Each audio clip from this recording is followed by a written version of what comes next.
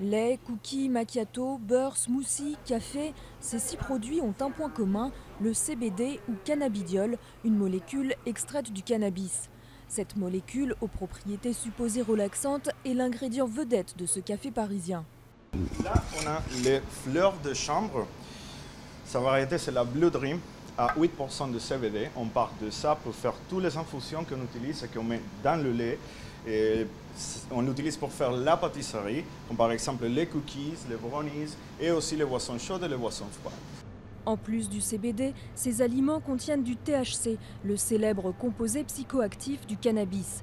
Mais les fondateurs de Canna Coffee insistent, tous leurs produits contiennent moins de 0,2% de THC et n'ont donc aucun effet psychotrope.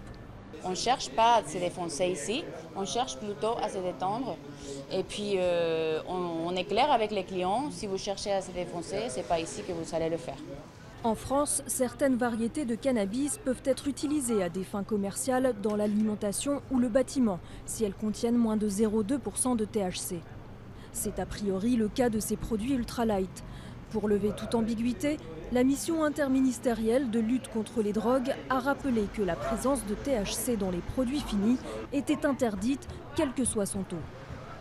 Tandis que le ministère de la Santé veut renforcer la loi pour mettre fin à ce marché, des spécialistes attirent l'attention sur un autre problème.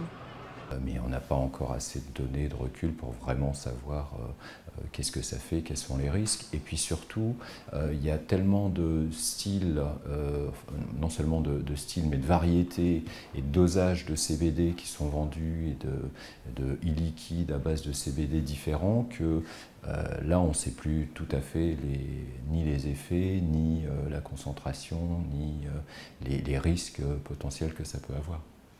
La France compte parmi les plus grands consommateurs de cannabis en Europe et 51% des Français seraient pour une légalisation limitée.